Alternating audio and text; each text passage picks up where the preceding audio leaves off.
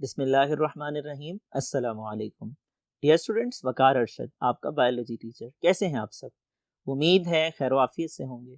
आज का लेक्चर नए मौज़ूआत पे मुश्तमिल है। आज हम सेलुलर ऑर्गेनाइजेशन को डिस्कस करने वाले हैं। आइए आज के नए टॉपिक को नए जज्बों के साथ, नए हौसलों और वलवलों के साथ डिस्कस करते हैं और मूव करते हैं व्हाइट बोर्ड की तरफ।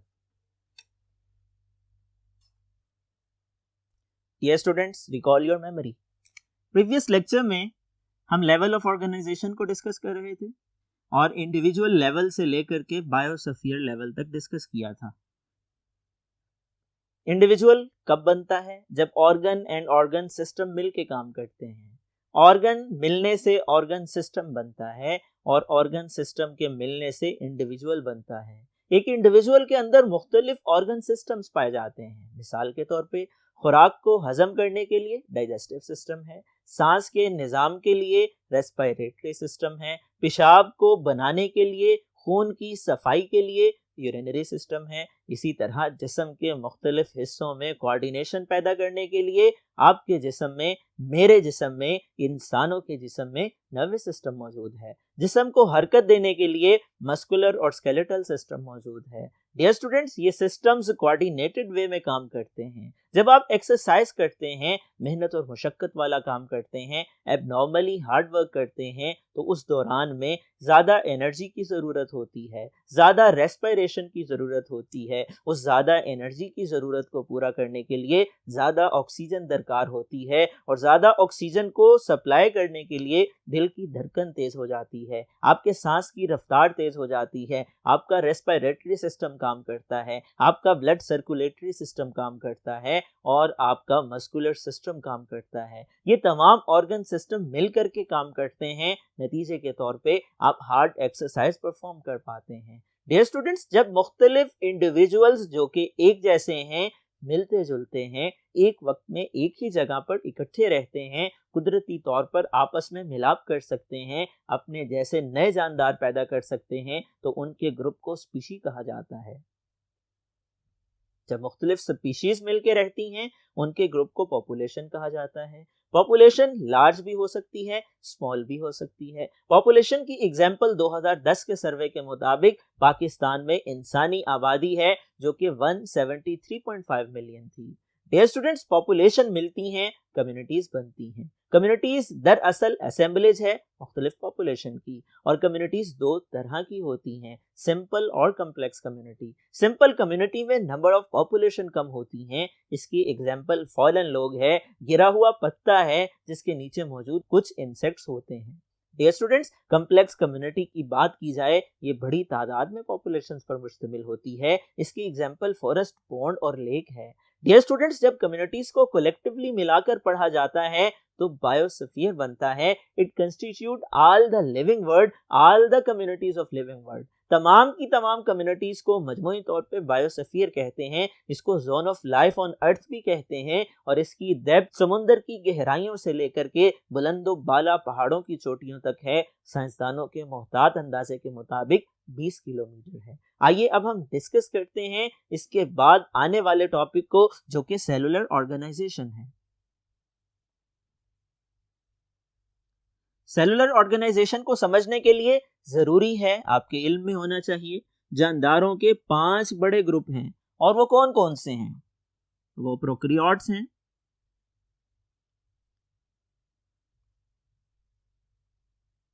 वो प्रोटिस्टा हैं, वो फंजाई हैं, वो प्लांट्स हैं, वो एनिमल्स हैं। Dear students, important for objective type question आपसे पूछा जा सकता है, जानदारों के ग्रुप्स के नाम बताइए। आपने याद रखना है ये 5 ग्रुप्स हैं। उसके बाद टाइप ऑफ सेल की बात की जाए, 2 तरह के सेल्स हैं, prokaryotic cell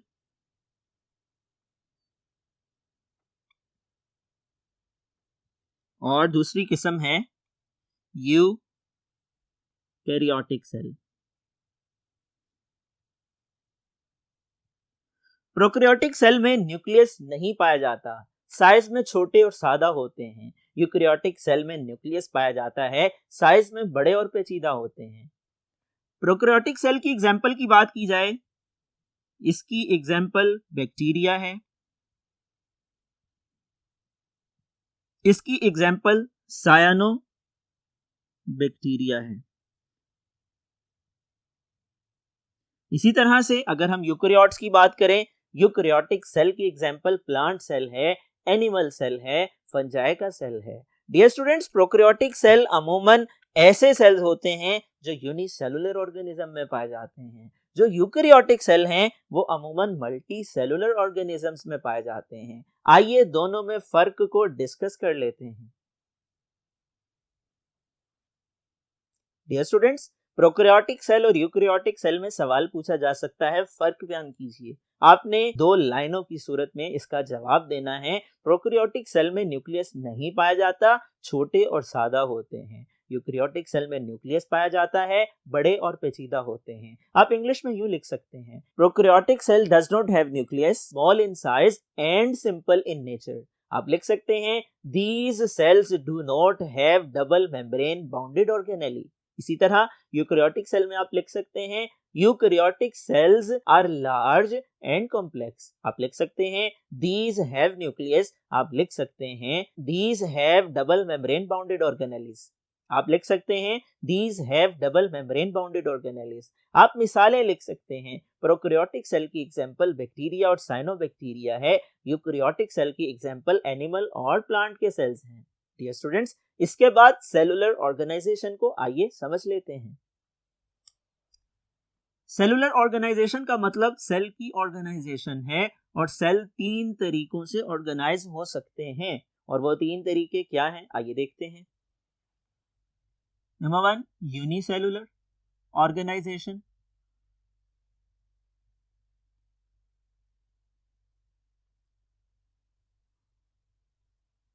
number 2, colonial organization।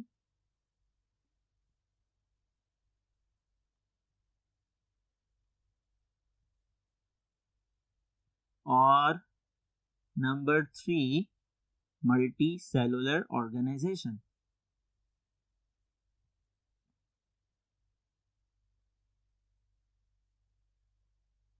इन दोनों को एक एक करके डिस्कस कर लेते हैं। सबसे पहले देखिए यूनिसेलुलर ऑर्गेनाइजेशन को। दरअसल ये सेल की ऐसी ऑर्गेनाइजेशन है जिसमें किसी जानदार का जिस्म एक ही सेल पे मुश्तमिल होता है। ऐसे जानदार को यूनिसेलुलर ऑर्गेनिज्म कहते हैं। और यूनिसेलुलर ऑर्गेनिज्म की एग्जांपल की बात की जाए, अमेबा इसकी एग्जांपल है। इसी तरह यूग्लिना इसकी एग्जांपल है। इसी तरह पैरामीशियम इसकी एग्जांपल है। इनकी डायग्राम्स आप व्हाइट बोर्ड पे देख सकते हैं। डियर स्टूडेंट्स, ये तीनों यूनिसेलुलर ऑर्गेनिज्म हैं। आइए अब हम मल्टी सेलुलर ऑर्गेनिज्म को डिस्कस कर लेते हैं। मल्टी सेलुलर ऑर्गेनाइजेशन जिन जानदारों में पाई जाती है उन्हें हम मल्टी सेलुलर ऑर्गेनिज्म कहते हैं। मल्टी सेलुलर ऑर्गेनिज्म की एग्जांपल्स की बात की जाए, इसकी एग्जांपल प्लांट्स भी हैं और इसकी एग्जांपल्स एनिमल्स भी हैं।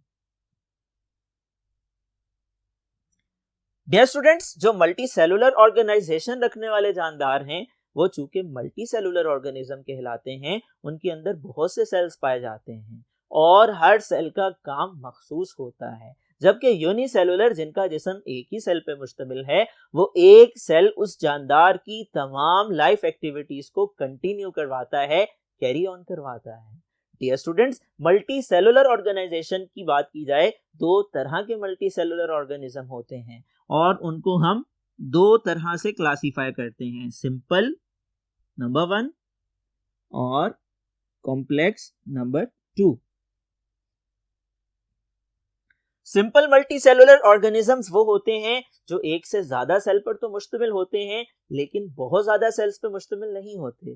जबकि कॉम्प्लेक्स मल्टी सेलुलर ऑर्गेनिज्म वो हैं जो millions and billions and trillions of cells पे मुश्तमिल हैं और इसकी एग्जांपल प्लांट्स और एनिमल्स हैं। डियर स्टूडेंट्स, इनकी एग्जांपल को डिस्कस करने से पहले कॉलोनियल ऑर्गेनाइजेशन को भी समझ लीजिए। कॉलोनियल ऑर्गेनाइजेशन एक unique type of cellular organisation है। इसमें होता क्या है, ये होते तो यूनिसेलुलर ऑर्गेनिज्म हैं, लेकिन कॉलोनीज की सूरत में पाए जाते हैं, कॉलोनी बना के रहते हैं। इसकी एग्जांपल आपके सामने व्हाइट बोर्ड पे मेंशन है, वॉलवॉक्स इसकी मिसाल है। ये एक ब्लू ग्रीन एल्गी है और ये यूनिसेलुलर होते हैं। आप देख सकते हैं ये राउंड शेप में है, कॉलोनी बना के रहते हैं। इसमें हर सेल डिपेंडेंट नहीं होता बल्कि इंडिपेंडेंट होता है, अपनी तमाम लाइफ एक्टिविटीज खुद ही कंटिन्यू करवाता है। अलबत्ता मिलजुल के कॉलोनी की फॉर्म में रहने की वजह से इनकी ऑर्गेनाइजेशन को कॉलोनियल ऑर्गेनाइजेशन कहते हैं।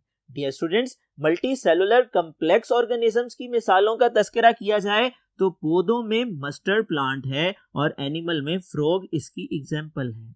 यहां पर आप मेंशन कर सकते हैं Volvox is an example of colonial organism in which colonial organization of cell exist. Plants में मस्टर्ड प्लांट्स की बात की जाए, मस्टर्ड प्लांट को सरसों का पौधा कहते हैं। इसको विंटर सीजन में सो किया जाता है और सीजन के एंड पे ये सीड प्रोड्यूस करता है। इसके बीजों से तेल निकलता है। इसके दो तरह के पार्ट्स हैं। Number 1 vegetative part, number 2 reproductive part.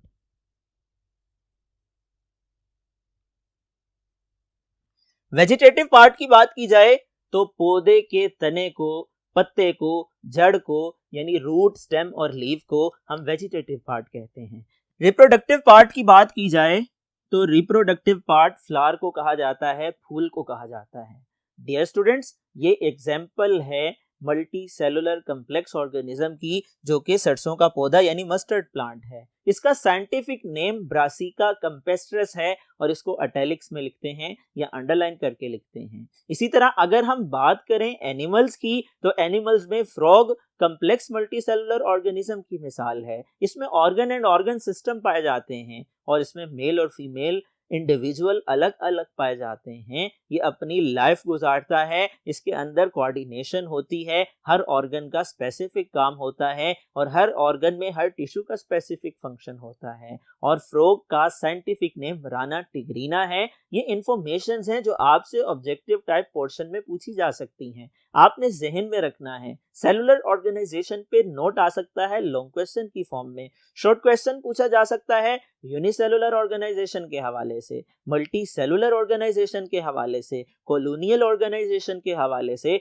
और ये सवाल पूछा जा चुका है कॉलोनियल ऑर्गेनाइजेशन से मुतल्लिक बोर्ड एग्जामिनेशन में आ चुका है। आपने तमाम पहलुओं को मद्देनजर रखना है, आज के लेक्चर को अच्छी तरह से तैयार करना है। खा वो शॉर्ट क्वेश्चन हो, लॉन्ग क्वेश्चन हो, सब्जेक्टिव टाइप क्वेश्चंस हो या ऑब्जेक्टिव टाइप क्वेश्चन, तमाम सवालात अहमियत के हामिल होते हैं और आपने किसी भी सवाल को इग्नोर नहीं करना, नजरअंदाज नहीं करना। इम्तिहानात में कोई भी सवाल पूछ लिया जाए, आपने स्टेटमेंट को पढ़ने के बाद, समझने के बाद, मार्कर को इस्तेमाल करके, इंक पेन को यूटिलाइज करके अच्छी प्रेजेंटेशन के साथ एग्जैक्ट और एक्यूरेट आंसर लिखना है। डियर स्टूडेंट्स, मुझे उम्मीद है आज का ये लेक्चर आप लोगों ने अच्छी तरह से समझ लिया होगा और आज के इस लेक्चर के साथ पहले चैप्टर का इख्तिताम हो चुका है। मुझे उम्मीद है ये पूरा चैप्टर आप लोगों ने याद भी कर लिया होगा।